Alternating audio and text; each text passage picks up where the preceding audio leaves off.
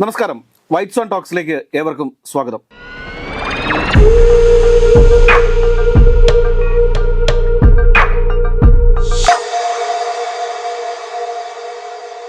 സാറേ നമസ്കാരം.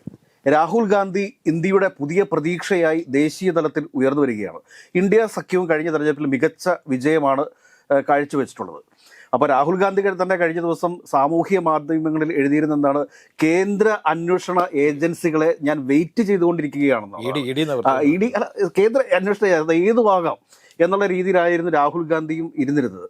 അപ്പോൾ ഇന്നലെ നാഷണൽ ഹെറാൾഡ് കേസിൽ ആ കേസ് അവസാനിപ്പിക്കാൻ വേണ്ടിയിട്ട് രാഹുൽ ഗാന്ധിയെ വീണ്ടും ചോദ്യം ചെയ്യുവാൻ വേണ്ടി ED വിളിക്കാൻ വേണ്ടിയിട്ട് നോട്ടീസ് കൊടുത്തിരിക്കുകയാണ്.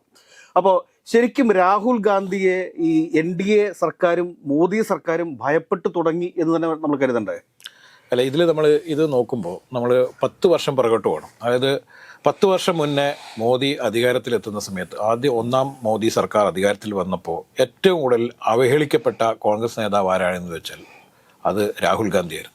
രാഹുൽ ഗാന്ധിയെ പപ്പു എന്നും മറ്റൊക്കെ വിളിച്ചുകൊണ്ട് വളരെ വളരെ മ്ലേച്ഛമായ രീതിയിലുള്ള ഭാഷകൾ ഉപയോഗിച്ചുകൊണ്ടായിരുന്നു രാഹുൽ ഗാന്ധിയെ എന്നും കളിയാക്കുന്ന രീതിയിലേക്ക് മോദി മാത്രമല്ല ആ മന്ത്രിസഭയിലുള്ള പലരും രാഹുൽ ഗാന്ധിയെ പ്രസംഗിക്കാൻ എഴുന്നേൽക്കുമ്പോഴൊക്കെ രാഹുൽ ഗാന്ധിയെ പപ്പുമോൻ എന്നൊക്കെ വിളിച്ച് കളിയാക്കുകയും BJP നേതൃത്വം, അതായത് താഴേക്കടയുള്ള BJP നേതൃത്വം പോലും രാഹുൽ ഗാന്ധിയെ പപ്പുമോൻ എന്നൊക്കെ വിളിച്ചായിരുന്നു അധിക്ഷേപിച്ചിരുന്നത്. പക്ഷേ രണ്ടാം മോദി സർക്കാരിൻ്റെ കാലം ആകുമ്പോഴേക്ക് വലിയ രീതിയിലുള്ള മാറ്റങ്ങൾ രാഹുൽ ഗാന്ധിയിൽ ഉണ്ടായെങ്കിൽ പോലും രാഹുൽ ഗാന്ധിക്ക് ഒരു സ്വീകാര്യതയും ലഭിക്കുന്ന ഒരു കാലഘട്ടമായിരുന്നില്ല അത്.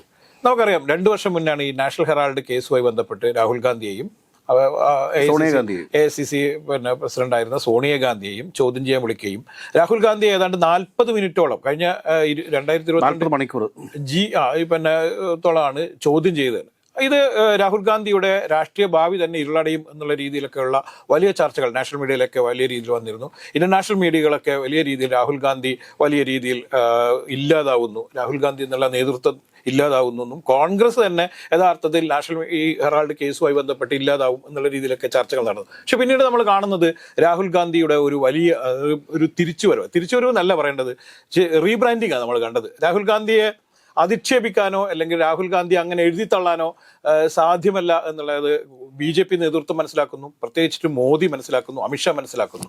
ഇതോടുകൂടിയാണ് വീണ്ടും രാഹുൽ ഗാന്ധിയെ രാഷ്ട്രീയപരമായി നേരിടാനുള്ള കെൽപ്പ് നിലവിൽ BJPക്ക് കുറയുന്നു എന്ന് കണ്ടപ്പോഴാണ് എല്ലാ കാലത്തും എന്ന പോലെ തന്നെ ഈ കേന്ദ്ര ഏജൻസികളെ, പ്രത്യേകിച്ചിട്ട് EDയും CBI ഒക്കെ ഉപയോഗിച്ചുകൊണ്ട് വീണ്ടും കുരുക്കാനുള്ള ശ്രമങ്ങൾ ആരംഭിച്ചിരിക്കുന്നത്. ഇപ്പോൾ നമുക്കറിയാം, വയനാട് ഉരുൾപൊട്ടലുണ്ടായ സമയത്ത് രാഹുൽ ഗാന്ധി വയനാട് സന്ദർശിച്ച ആ രാത്രിയിലാണ് രാഹുൽ ഗാന്ധി അന്ന് സോഷ്യൽ മീഡിയയിൽ ഒരു പോസ്റ്റ് ഇടുന്നത്, ഞാൻ കാപ്പിയും ബിസ്ക്കറ്റൊക്കെ റെഡിയാക്കി വെച്ചേക്കുവാണ് ഈ ചോദ്യം ചെയ്യാൻ വേണ്ടി വരുന്ന ഈ ഉദ്യോഗസ്ഥർക്ക് വേണ്ടിയിട്ട് ഞാൻ വെയിറ്റ് ചെയ്യുന്നു എന്നാണ് അദ്ദേഹം പറഞ്ഞത്.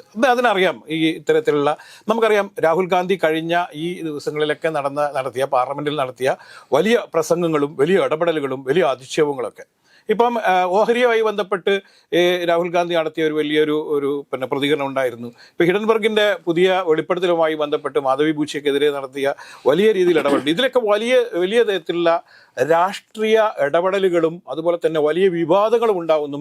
ഇത്തരം രാഷ്ട്രീയ വിവാദങ്ങളെ പിടിച്ചു നിർത്താൻ വേണ്ടിയിട്ട് മറുമരുന്ന് എന്നുള്ള രീതിയിൽ രാഹുൽ ഗാന്ധിക്കെതിരെ മറ്റൊരു കേസുമായി വരിക, അല്ലെങ്കിൽ നിലവിലുള്ള ഏതാണ്ട് അവസാനിച്ചൊരു കേസ് വീണ്ടും കുത്തിപ്പൊക്കിക്കൊണ്ട് രാഹുൽ ഗാന്ധിയെ രാഷ്ട്രീയപരമായി നേരിടുക എന്നുള്ളൊരു ഒരു തരം പിന്തിരിപ്പൻ മനോഭാവമാണ് ഇപ്പോൾ യഥാർത്ഥത്തിൽ ഈ സെബി ചെയർപേഴ്സണെതിരെ ഉയർന്നിട്ടുള്ള ആരോപണം അത്ര നിസ്സാരമല്ല, ഒരിക്കലും തള്ളിക്കളയാൻ സാധിക്കുന്നില്ല.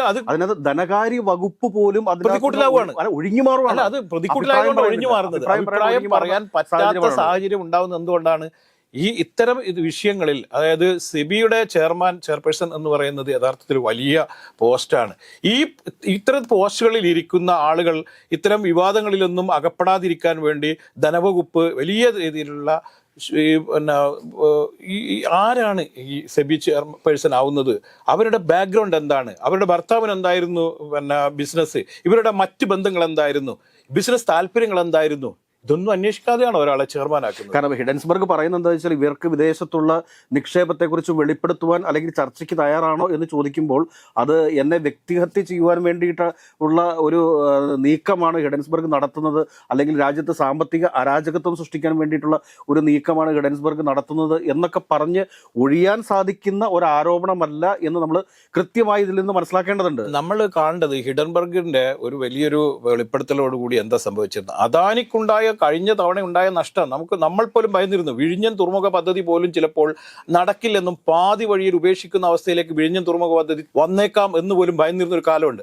അദാനി യഥാർത്ഥത്തിൽ ഏറ്റവും പിറകോട്ട് പോകുന്ന, ഈ ഓഹരി വിപണിയിൽ ഒരാൾ പിറകോട്ട് പോകുന്നതും അല്ലെങ്കിൽ വലിയ നേട്ടം കൈവരിക്കുന്നതും വലിയ സംഭവമൊന്നും അല്ലെങ്കിൽ പോലും ഇത്തരം വിവാദങ്ങളിൽ അകപ്പെട്ട് കഴിഞ്ഞാൽ ആ കമ്പനി വലിയ രീതിയിൽ തകർന്നു പോകും എന്നുള്ള യാതൊരു സംശയമില്ല. പക്ഷെ സർക്കാരിന്റെ വലിയ രീതിയിലുള്ള പിന്തുണയൊക്കെ ഉണ്ടായതുകൊണ്ടാണ് ഇവിടെയാണ് നമ്മൾ കാണേണ്ട ഒരു സംഭവം. അദാനി അംബാനി പോലുള്ള കമ്പനികളുമായി BJP നേതൃത്വത്തിനും അതുപോലെ തന്നെ നരേന്ദ്രമോദിക്കുമുള്ള വലിയ ഇതാണ് ഏറ്റവും വലിയ ചർച്ച ചെയ്യപ്പെടേണ്ട വിഷയം. എന്തുകൊണ്ടാണ് രാഹുൽ ഗാന്ധി ഈ വലിയ വൻകിട കോർപ്പറേറ്റുകൾക്കെതിരെ നിരന്തരമായി പോരാടുന്നത് വെച്ചാൽ ഇന്ത്യൻ ഭരണം യഥാർത്ഥത്തിൽ നിയന്ത്രിക്കുന്നത് ആരാണ് എന്നുള്ളതാണ്. അദാനിയും അംബാനിയുമാണ് യഥാർത്ഥത്തിൽ ഇന്ത്യൻ ഭരണം നിയന്ത്രിക്കുന്നതെന്നുള്ളതും അവരുടെ താല്പര്യപ്രകാരമാണ് ഈ നരേന്ദ്രമോദി രാജ്യം ഭരിക്കുന്നതെന്നും പല വിദേശ യാത്രകളും അംബാനിക്കും അദാനിക്കും വേണ്ടിയായിരുന്നുള്ള വലിയ വിഷയമുണ്ട്. ഇത് നമ്മൾ കാണാതെ പോകും. അതായത് അംബാനിയുടെ മകന്റെ വിവാഹത്തിന് പോകാത്ത ഏക ദേശീയ രാഷ്ട്രീയ നേതാവ് എന്ന് പറയുന്നത് രാഹുൽ ഗാന്ധിയാണ്. തീർച്ചയായും. ഇപ്പൊ ഈ ഹിൻഡൻസ്ബർഗിന്റെ ഈ ഒരു ആരോപണം വന്നതോടുകൂടി ഇത് വളരെ അധികം ദേശീയ തലത്തിൽ തന്നെ ചർച്ചയാകും എന്ന് കണ്ട സമയത്താണ് ഇപ്പോൾ രാഹുൽ ഗാന്ധിക്കെതിരെ ഈ EDയുടെ നോട്ടീസ് പോയിരിക്കുന്നത്. കാരണം നാഷണൽ ഹെറാൾഡ് കേസിൽ താങ്കളെ ചോദ്യം ചെയ്ത്, കാരണം വാർത്തകളെ ട്വിസ്റ്റ് ചെയ്യിപ്പിക്കുക എന്നൊരു വലിയ ലക്ഷ്യം ഈ ഒരു ED നോട്ടീസിന് പിന്നിലുണ്ട് എന്ന് നമുക്ക് പറയാതിരിക്കാൻ സാധിക്കില്ല. കാരണം ഈ പാർലമെന്റിൽ, ഈ കഴിഞ്ഞ പാർലമെന്റ് സെഷനിൽ രാഹുൽ ഗാന്ധി ഇപ്പോൾ രാമന് ബദലായിട്ട് ശിവനെ കൊണ്ടിരുന്നു, അതുപോലെ തന്നെ ചക്രവ്യൂഹ കാര്യങ്ങൾ പറയുന്നു. ഇതൊക്കെ സഹിക്കാനുള്ള ഒരു സഹിഷ്ണുത അല്ലെങ്കിൽ ഇതിനൊക്കെ നേരിടാനുള്ള ഒരു സഹിഷ്ണുത BJPക്ക് ഇല്ല എന്ന് നമ്മൾ കൃത്യവും വ്യക്തമാക്കിയിട്ട് മനസ്സിലാക്കേണ്ട കാര്യമുണ്ട്. നമ്മൾ കാണേണ്ടത് ഇപ്പൊ ഈ കേന്ദ്ര സർക്കാരിന്റെ ഈ ബഡ്ജറ്റിനെതിരെ ഏറ്റവും അതിശക്തമായ ഭാഷയിൽ നിശിതമായ വിമർശനവുമായി രംഗത്ത് വന്ന രാഹുൽ ഗാന്ധിക്ക് വ്യക്തമായ ഒരു മറുപടി കൊടുക്കാൻ പോലും യഥാർത്ഥത്തിൽ നമ്മുടെ നിർമ്മല സീതാരാമൻ, അതായത് ധനവകുപ്പ് മന്ത്രിക്ക് കഴിഞ്ഞിട്ടില്ല നമ്മൾ കാണേണ്ടതുണ്ട്.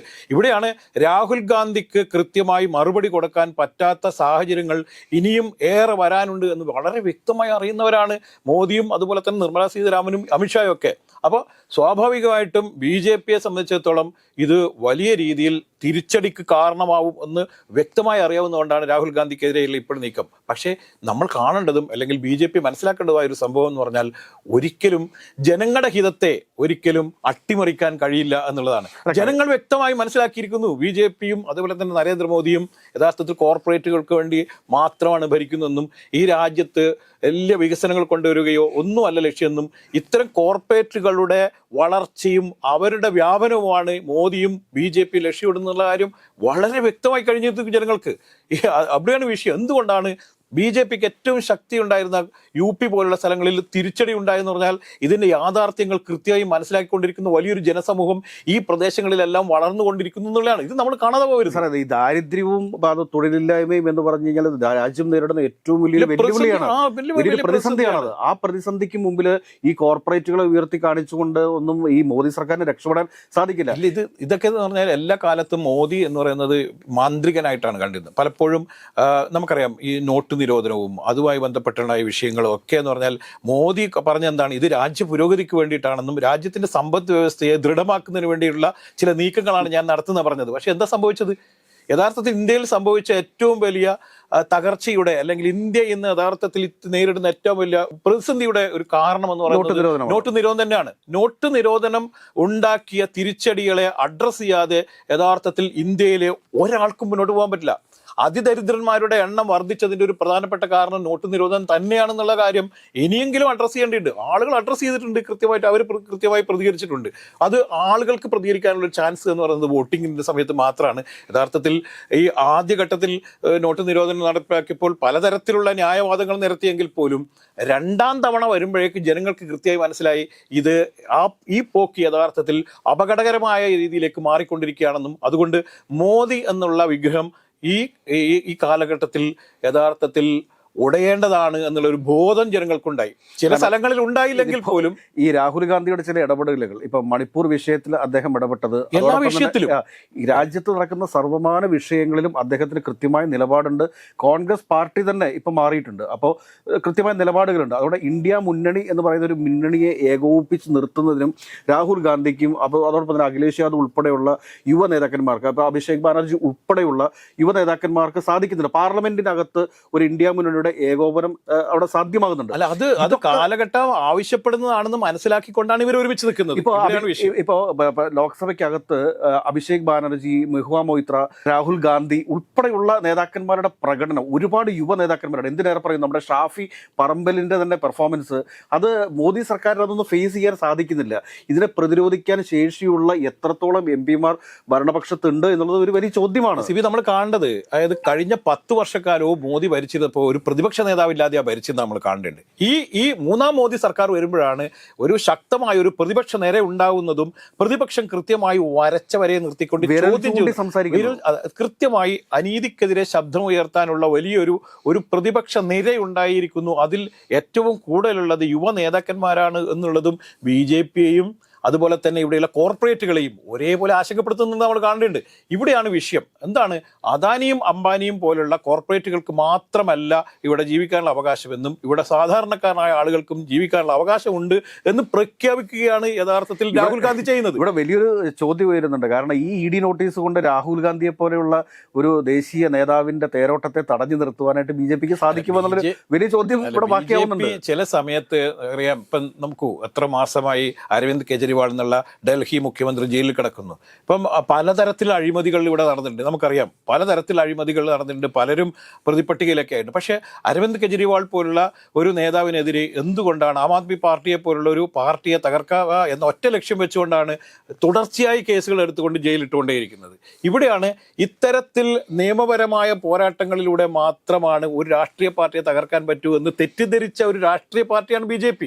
ഇവിടെയാണ് വിഷയം. അപ്പൊ മോദിയും അതുപോലെ തന്നെ അമിത്ഷായൊക്കെ ചേർന്നുകൊണ്ട് നിരന്തരമായി ഇത്തരത്തിലുള്ള ഏജൻസികളെ ഉപയോഗിച്ചുകൊണ്ടുള്ള ഭരണം, ഏജൻസി രാജ് എന്ന് പറയുന്ന ഒരു സംഭവമാണ് ഇവിടെ നടക്കുന്നത്. അത് ED ആവാം, അല്ലെങ്കിൽ CBI ആവാം, അങ്ങനെ പല ഏജൻസികളെയും കൊണ്ടുവന്ന് ഏജൻസി രാജ് നടപ്പിലാക്കിക്കൊണ്ട് ഈ രാഷ്ട്രീയ പ്രതിരോധികളെ തകർക്കുക എന്നുള്ള കൃത്യമായ നീക്കമാണ് നടക്കുന്നത്. പക്ഷേ ഇന്ത്യയിലെ മാറിക്കൊണ്ടിരിക്കുന്ന രാഷ്ട്രീയ സാഹചര്യങ്ങളിൽ BJP-ക്ക് ഇത് ഗുണകരമാവില്ല എന്ന് മാത്രമല്ല, രാഹുൽ ഗാന്ധിയെപ്പോലുള്ള നേതാക്കന്മാർക്ക് ഇത് വലിയ രീതിയിൽ ഗുണകരമാവുകയും ചെയ്യും എന്നുള്ളതാണ് നമ്മൾ കാണുന്നത്. ഈ രോഗിയായിട്ടുള്ള സോണിയാഗാന്ധി അവരെ 11 മണിക്കൂർ ED അവിടെ വിളിച്ചു വരുത്തി ചോദ്യം ചെയ്തു എന്ന് പറയുന്നത് എത്രത്തോളം അവർ രാഷ്ട്രീയമായി അധപ്പതിച്ചു എന്നുള്ളതിന് തെളിവാണ്. അതെ, അധപ്പതിച്ചു എന്നുള്ളത് സത്യം തന്നെയാണ്. ഏതായാലും രാജ്യത്തെ കോർപ്പറേറ്റുകൾക്കെതിരെ, അഴിമതിക്കെതിരെ രാഹുൽ ഗാന്ധി നടത്തിക്കൊണ്ടിരിക്കുന്ന തേരോട്ടത്തെ തടയുവാൻ ED നോട്ടീസിന് ആകുമോ എന്നത് ഒരു വലിയ ചോദ്യമാണ്. ഏതൊക്കെയായാലും രാഹുൽ ഗാന്ധി നടത്തുന്ന പോരാട്ടത്തിന് എല്ലാവിധ പിന്തുണയും അറിയിച്ചുകൊണ്ട് നിർത്തട്ടെ. നന്ദി, നമസ്കാരം.